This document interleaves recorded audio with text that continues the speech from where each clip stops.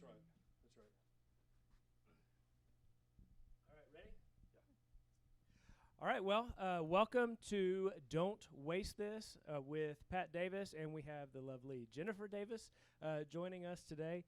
It's been a while since we've been able to get together and talk about what's been going on in your life, so glad to have both of you here. I'm glad you're still above ground and not below it. So, Pat, give us an update on what's going on with you and your treatment and how all that's going. You bet. I love the way you simplify complex things in life, like you're above ground instead of below ground. That's There's only two choices. absolutely.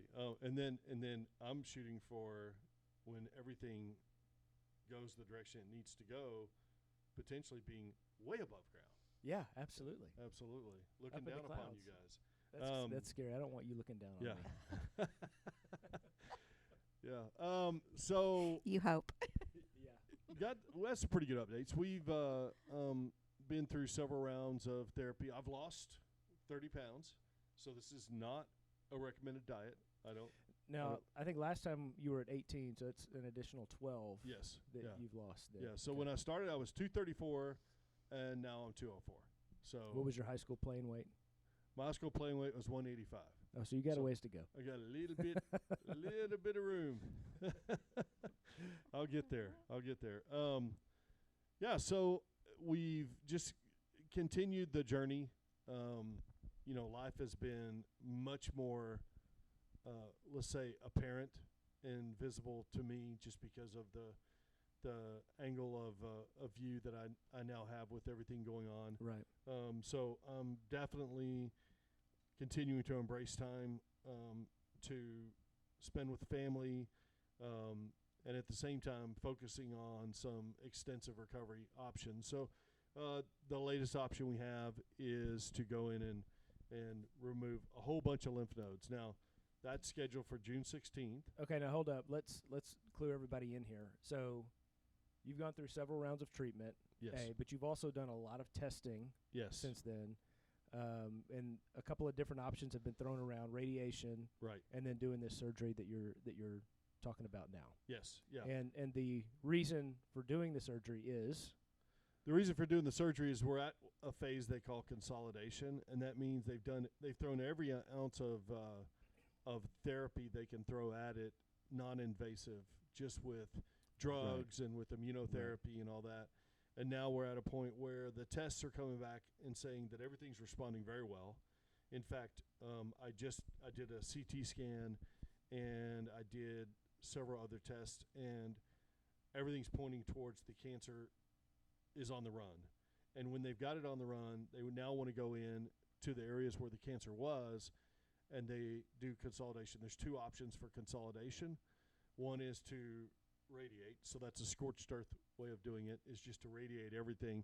But the problem is they also have run out of viable tissue to continue to test the genetics to better align the treatment with what the cancer recipe is. And so when we go through the thought process of consolidation, it'd be easy just to go in and hit it with radiation and just hope. But they really want something more measured. So they want to take tissue out of me to build up that tissue bank to allow us to do further genetic testing to better analyze what the makeup of this cancer is, because they still don't know. Okay. Then from that testing, if the consolidation is not in full remission and the cancer comes back, they'll be better equipped to fight it specifically to its genetic makeup. and this is kind of what your team of it's 3 doctors, right? Yes. 3 doctors, one who this is his maybe last case. Yes, yeah. And most unique that he's ever done, and he's in his 70s, isn't that right? Yes. Yeah. So he's basically, my oncologists have told us that he is one of 10 in the world. His name is Petaway, and he's probably the one of 10. He is. We found out only after we went through a procedure, and we're in post-op, and we're talking to the nurses. They're saying, "Yeah, we can't replace him." Well, why would you replace him? Well, he's 77 years old. And Yeah. and this guy's doing his rounds at 7:30 at night after having done surgery in the morning. That's incredible. So there's a God-filled person right there that's just he's powering through it. And between him, when it started off, we had a lot of doctors with opinions, and each one of them gave a fairly good first impression, but they didn't seem to be working together. They would mention that they talked to each other in passing, but their idea is this, and his idea is this, and we're thinking this, and so I'm sitting there kind of playing pickleball with ideals and not really understanding is there anybody going to take the lead. So on this health journey, and then all of a sudden, just I don't know whether it was through prayer or through guidance, they start working together, and we start hearing about meetings that they had that we're completely unaware of, and we didn't even participate in. But here's these 3 industry experts. The Dr. Latanzi is from, did his residency in Sloan Kettering, the number 1 or number 2 cancer place in the world up in New York. Dr. Hobby has done his residency and been an MD Anderson, well-known oncologist. And then Dr. Curtis Petaway, which is a oncology urologist, is at the let's say the autumn of his career, and he takes only select cases. Right. And they chose my case, and they've all been working together now. So I no longer talk to one and just hear their opinion. I talk to one and I hear the product of these meetings that I don't participate in. So I guess that's good. That is good. Yeah. That is good. Just took you getting them together, Yeah. I think it's more than me. There is some grace that's involved in these people that are incredibly busy, and these are people that are helping people live, helping people, save or at least have the rest of their life in a way that's more meaningful and less traumatic. And I just, what happens is automatically your trust meter starts to register much more faith and much more trust in the fact that this is not the opinion of an individual, that this is a team. Right. So I think that's been good. What are your thoughts on that? Well, what I found out is that there's still so much unknowns of cancers, and it's really incredible how much is unknown. Yeah, Ashley, our daughter, researched into that there's so many cases of unknown types of cancer, and so there's so much research still to be done. So, we're part of that right now. They're learning so much through Pat's journey, which I think is hopeful that they'll find some answers and know how to treat other people. Right. Sometimes you don't want that to be your case. Of course. You want the answers today, and you want to know what are we going to deal with and what is the outcome and what's the prognosis and what's my life going to look like in the next few months, few years. And so it's been a challenge. The one thing I can say for sure is always take a notebook and always take someone with you to those doctor's appointments, because there's so much information that's given to you and your head is spinning, your head is swirling because there's so much thrown at you. It's important to write down as much as you possibly can to go back and really, okay, how did you understand this? And what did you understand about this? So that I cannot stress enough how important it is to take someone with you, a caregiver with you that's not the patient, to understand what's going on. Be listening, another set of ears. Because you start Googling so much information, so then you start wondering, did I read that on the internet or did the doctor say that? Right. and especially at the beginning when so much information is being thrown at you and it's new, it's something you've not gone through ever, your head just spins. And it's very challenging. Yeah, I think that what this has revealed to me is there's this whole place in the middle of hearing that you have a diagnosis to going through the process of treating it and figuring out what your priorities are, and the information is a deluge. Mm-hmm. It's not a trickle, it's a deluge of information. And one of the best things in the world that I now realize that I was unaware of is the ability to witness to your neighbors, to your friends, by doing something as simple as just being there. There are a lot of people. I have been given and blessed with a family, with a wife, with friends. But there are people that are dealing with worst versions of this cancer I have now that don't have any of that. And so who goes to the meetings with them? So one of the things that we could think as our body, as our church, one of the things that we could do is open up to people that have been made aware of a medical issue, is adopt a person who's in that state. Yeah. And figure out a way to hang with them and let them know, just no matter what, you're not alone. Right. Right. And Well, I think that's the scariest piece thing. I mean, facing something that without family, without friends, Yes. or a church family to support you through that. What's really scary is how many people are doing that right now. Yeah. Right now, how many people have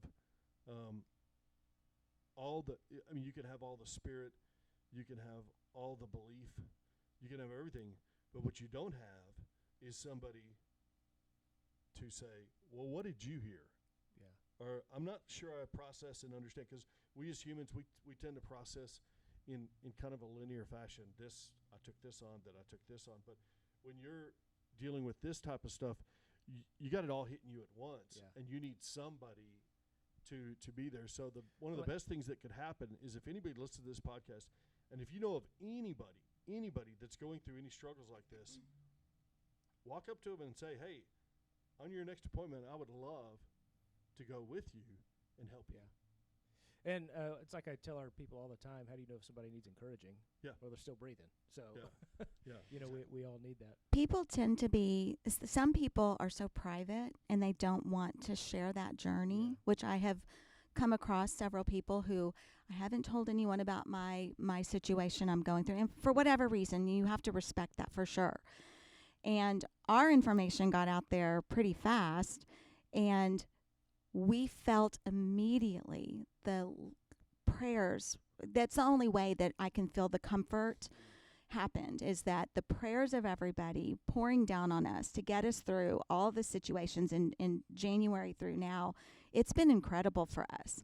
And I don't mind sharing our journey. Sometimes it's like, I still don't know the answer to that. Yeah, it's unfinished. But to know, then, you just get a random text from a friend that says, hey, I've been thinking about you, haven't heard any, it's a God thing, and how people get through this without God on their side and prayer of loved ones. I don't know how they would do it. Absolutely. Hey, I want to press pause real quick. Let's go back because I interrupted you earlier. You said you have surgery scheduled for June 16th. Now, you had originally said to me you were going to push that back as long as you could. But I guess doctors overruled. Doctors, the team now overruled. Individually, I probably could have held up to them, but the team overruled and said the 16th is the date. Now, we don't really know the final steps on the procedure. One option in the procedure is to remove a whole bunch of lymph nodes, which is extremely invasive, and on the 17th, the day after, I'm a different person, physically and everything. So there's a long recovery process. It's 3 to 6 weeks of being bedridden. And it's a week in the hospital. So it's a week in the hospital. Yeah. So it is a major decision. I'm still in the process of making it. I'm still waiting for the grace and the information that I'm seeking to come back to me to help me have a good foundation for the decision. But some version of that procedure is going to happen for sure. And then what that leaves us with is all the areas where they knew there was cancer are going to be removed.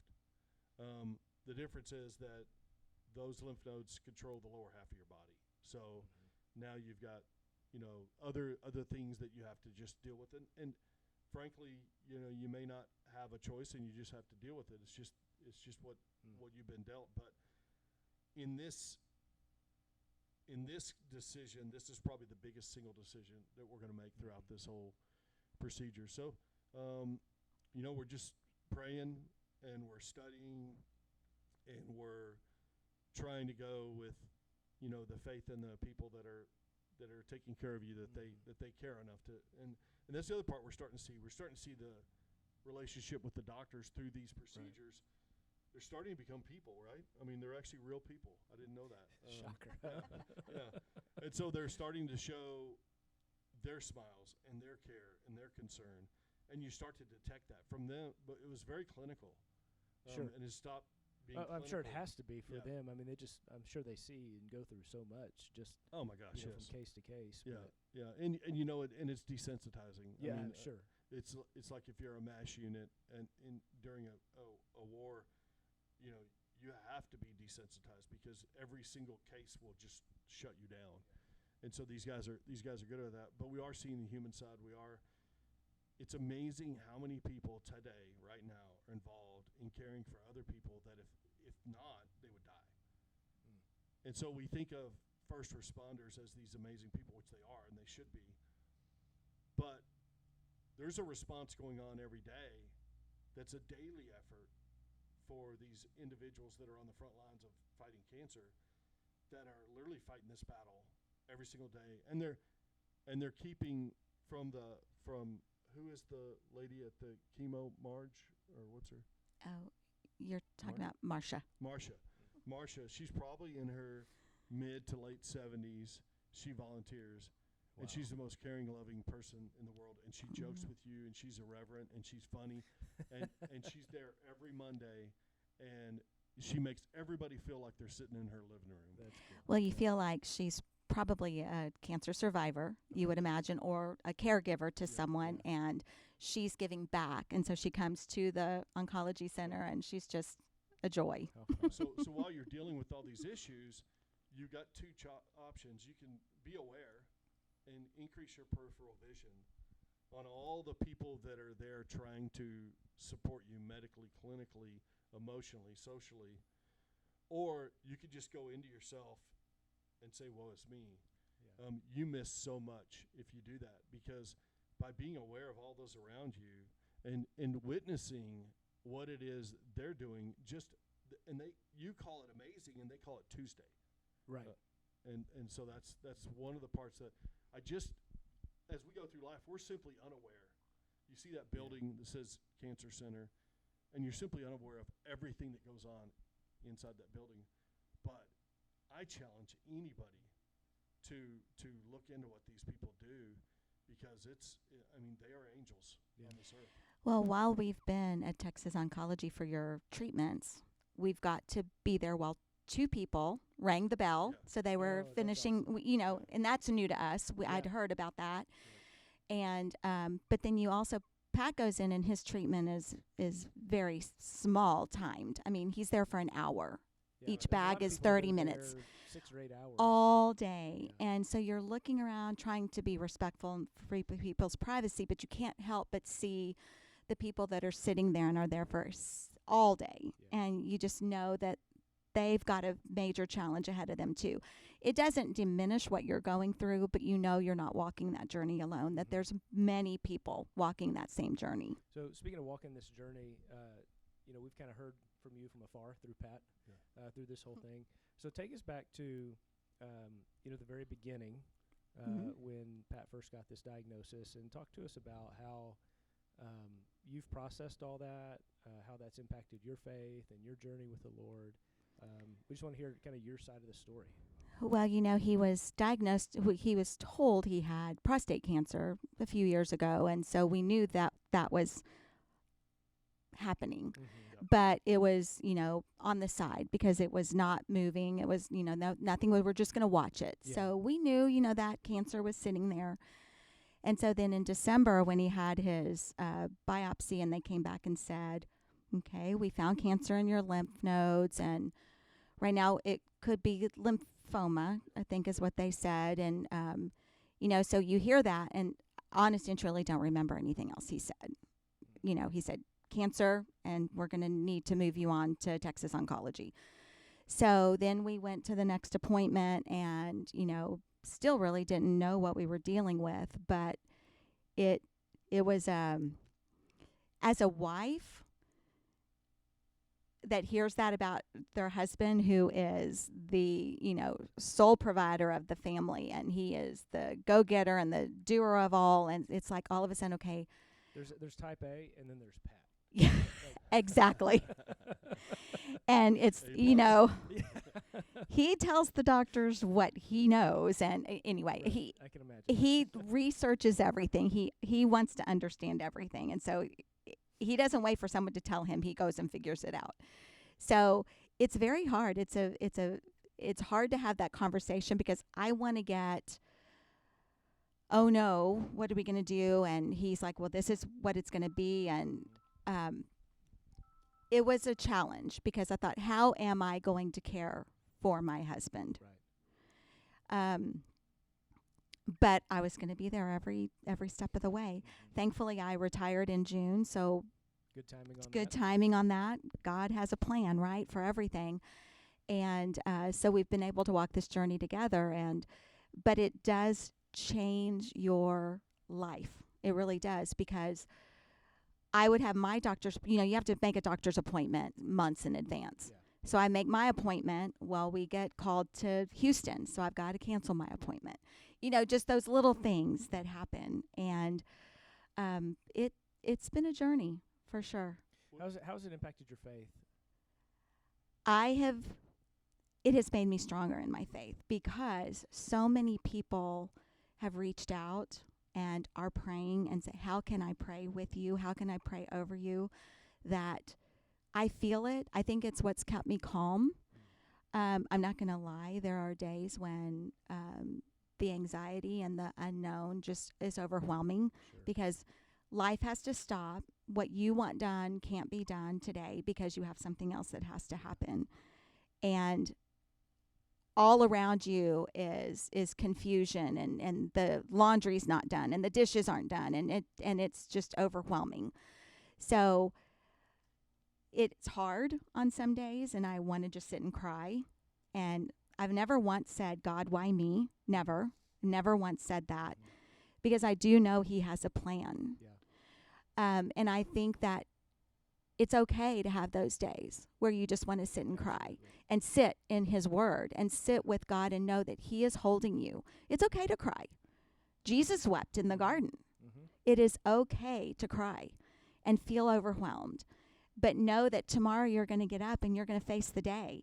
And with everyone's prayers on us is really what has helped us get through this journey. My daughter still prays for you guys almost every night, Oh. and she says Luca's grandpa. There Luca's grandpa. you go. And it's amazing because we've heard We'll go that. with that identity. Yeah. We've heard that from several people. I have another friend through a friend, so she's not even a direct friend, and she'd heard the news about Pat's cancer one day when she was babysitting her granddaughter, 2-year-old granddaughter, and so she says, "We pray for your friend Jennifer," and she still asked to pray for me. So It's amazing. it is amazing, and out of the mouths of babes, I don't think we can have any stronger prayer, right? Absolutely. I agree And with these are that. people that don't even really know us and that are still praying for us and praying over us. And it has really helped us get through this. My family's been amazing. As we know, January was a challenging month for us. Well, to remind everybody, you decided to multitask and do jumping jacks in the shower in the Always- hotel right before Pat's appointment. I pray when I shower. Why not? So that was definitely January 9th was definitely a morning to never be forgotten. And boy, did my family not step up on that one too. That was the morning where I was getting this MRI that was going to be the MRI that only MD Anderson could do. We had the meeting the day before. The next morning we're scheduled for this MRI. So that's what MD Anderson could do. Yeah. Is now if you need an MRI, take a number. Yeah. Right? Oh yeah, we were With supposed MD to be Anderson, done. you're going to Yeah. be here tomorrow morning and getting an MRI, and that's when Curtis Pettaway first got involved. And so we're all excited about it. And she goes to take a shower and Yeah, I got it pretty early that morning. We were just the MRI was at 7:45, so I got it pretty early, and I was getting in the shower, and I don't know what happened, just slipped, and It's one of those things. oh yeah, and I just remember yelling for Pat. I was yelling for Pat, and he comes running, and yeah, luckily he's got a little bit of first aid knowledge, so he didn't hurt me worse. I No. guess I should No. say. no, I still remember pulling the I think it was a Heavenly bed or that, pulling one of those big beautiful pillows off, laying on the bathroom floor, and taking my wet wife and laying her on top of that pillow, and then figuring out any way we could to get her clothed before the guys. Oh, I was like, "Oh, please, please, please." So Yeah. thankfully he did put some pants on me and threw a towel on my top. But yeah, it was, and all I could think of is, I can't do this morning. Pat's got an appointment at 7:45. He's got a very important appointment at 7:45. There is no way. So She didn't just think it; she yelled it over and over I'm again. yeah. Even when Oh. when the EMTs came up, I had her on a pillow. I had drug her out of the bathroom to where we could.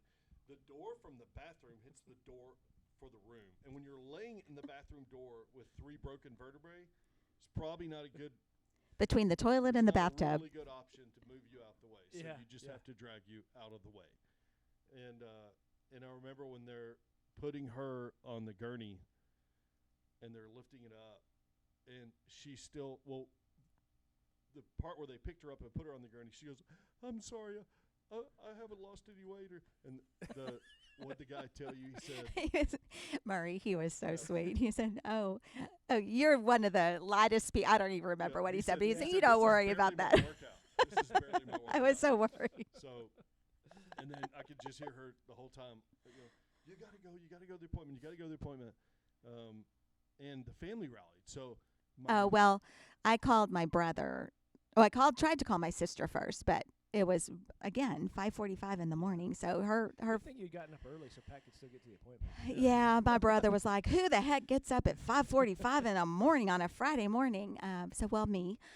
So my sister didn't answer her phone, and so I called my brother and I said, "Please, whatever you do, don't call Mom. Don't call Mom until we know more." And of course, as I'm talking to my brother, my sister calls, because no one calls anybody at 5:45 in the morning. So, and luckily our son lives in the Houston area, so he came running. But they all rallied and came down to Houston and met me in the emergency room. You know, the emergency There's more people room. there for you than him, huh? Yes, absolutely. The emergency room Glad is you made meant that for point. 2. I had a party. I mean, we had like 8 people in that room. Yeah. Yeah, My it was like- sister-in-law came, which is a nurse, and she was a blessing too. She helped me. I needed to go to the restroom. She got me up, and she was making sure I had blankets, and she was making sure I was warm, and it was wonderful. The family rallied for sure. Needless to say, the caregiver changed roles really quick. All it took was 3 broken vertebrae, and then I'm getting taught how to be a caregiver. But what I'm really getting taught is what that's like. Yeah. When you have somebody in your house that you love and you care about that is in a bad way, that can't do anything for themselves, and what that's like. Because I would have never had that. I mean, you can deduce that perspective, but to actually live it when you're going through a situation where you're probably going to be in that role Yep. sooner than later was, I think, a blessing and a lesson all at once, because it teaches you how to come out of your own self-interest and get involved in something that is much more important, and it teaches you how to just continually be attentive. Right. You know, when you're caregiving like that, you can never have a molecule of time in which you're not acting out upon that care. It consumes you. It saturates you in what's the right thing to do, what can make them more comfortable, all this. And it's kind of like if you've ever been around an old rickety fan, where you get used to that old rickety fan, and then in the middle somebody walks up and says, "What is that?" and unplugs it, and you're like, you kind of so when you go through an event like that, and when it's finally over, your body just goes, "Wow, did that just happen?" And and you don't lament on it. You don't think about it. You don't obsess over it. You just have this inventory of, I got to the other side of it. So if something like that happens again, I know I can do it. I know I can do it. Yeah. The question marks are all gone. Well, and then everybody that just constantly texted and called and just messages all the time about We're praying for you and Pat. You can get through this. We're praying for. We had so many people praying for us, which is Well, truly what yeah. got us through, and kept us sane Yeah. at that time, and Well, family. I love that both of you guys, you've got the same or similar attitude towards all that you've been through in the last 8 months. Yeah. And it's not one of a victim mentality that why us. It's okay, like we're strong because the Lord is strong Yes. and the Lord is with us. And, we're helped by all the people who are around us and the prayers, the community, the family. And I think it's such a great testimony of how to take on something that can be this devastating. And it also opens your eyes because we are so grateful that we have the support of church family, true family, friend family. Right. And there's some people out there that don't have that, so it makes you aware. You open up your eyes and you look at around you to see where can I give support. And then you find other people who are going through a cancer journey or some other type of struggle, and they don't have someone to pray for them. And you just pray for people. You don't know what they're going through. You may look at them and they may look good on the outside, but inside they could really be hurting. And so it really opens your eyes to not be judgmental and to be patient and to understand that that person may have lashed out today for some reason. Something is hurting them inside. And it just makes you a little bit more patient. One of the things they told us in school was whatever. I'm not going to say this correctly, but it's not the thing that happened, the straw that broke the camel's back. It's all the other things that are going on behind the scenes that are the real reason that somebody's acting out. Like the reason is not the reason. You got to dig for it. Well, it's never any one thing either. Right. It's everybody has their limits. Most of the limits are self-imposed. Most of the limits are because they're living in a more of a myopic state of mind. And what this really opens you up to is the care of those around you, the love that you get from these type of situations actually has no limits. And to put limits on, you're doing it yourself because there is no limit. There's no limit to how much you can put up with because you don't know yet. You don't know how much you can tolerate. So you just have to assume that you're going to get to the other side and that God's going to be with you through that journey. And if you sit there and focus on, but what am I going to be like after? What am I going to be like after? That's not God talking to you. That's That's limits. fear. Yeah, that's total fear. Absolutely. Right. And fear will displace faith quicker than anything that you could throw at it. And I think you got to, if you choose faith, one thing that's happened with us is we chose faith. Is we don't have a lot of fear. There's just not a lot of. We don't do a lot based on. I'm afraid. What am I going to do? But we're confronted with people who, on a regular basis, we have people come up and talk and say, well, I've got this, and I'm really afraid of this, and they're looking me straight in the eye, and then it comes over them, and they go, oh, but it's really nothing, is it? And I'm like, well, no, it's something. It's always something, but you're letting it own you. You're letting it take up shop in you, and you actually just need to have the faith that you'll get to the other side, and use your faith to get to the other side. Yeah. So I have this practice that whenever I want to, there are some good things of the internet, and one thing is, if you ever want scripture, and there's Old Testament, New Testament scripture. The Old Testament is highly theoretical. It's this theoretical, societal scripture, and the New Testament is practical.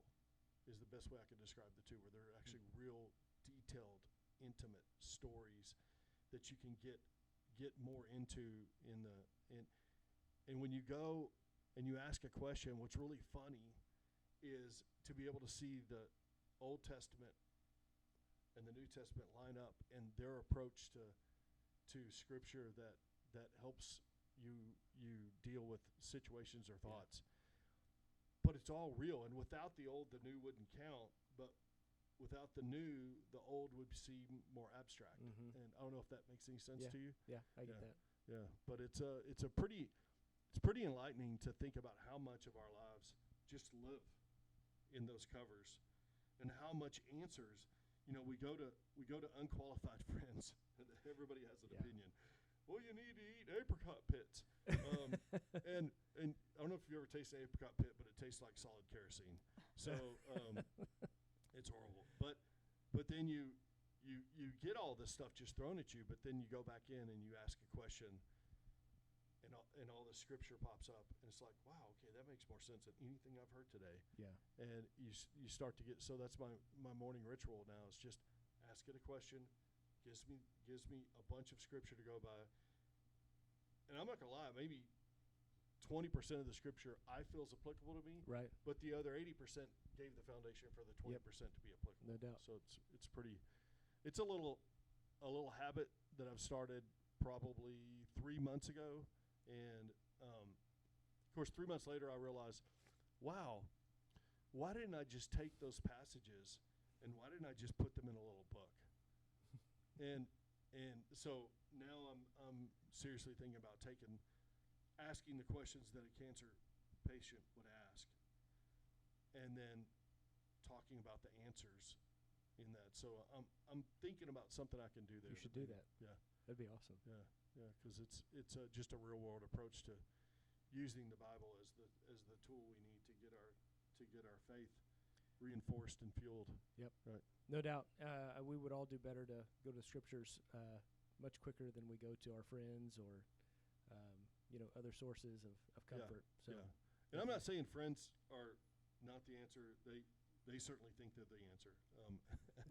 But everybody has an opinion. yeah, but they're wonderful, and I'm blessed to have them. Absolutely. But I'm also keenly aware of people that don't, and that's the other piece of it is I'm hoping that at some point this podcast can be copied to somebody, just one person, who thinks they have to go this alone and realize you don't. You don't. You don't have to be alone. You're alone by choice. You've got Hutto Community Church. You've got people around you that would leap at the chance. Just because you're not good at asking doesn't mean they're not good at giving. Right? That's very true. Yeah. Very true. And you always have God. Absolutely. Absolutely. Well, this has been fun. Jen, thanks so much for joining us on this episode. And we Thank need you to for have back, inviting me. more often. Yeah. And we'll do this again sooner rather than later. Yes. Definitely before June 16th, for sure. Right.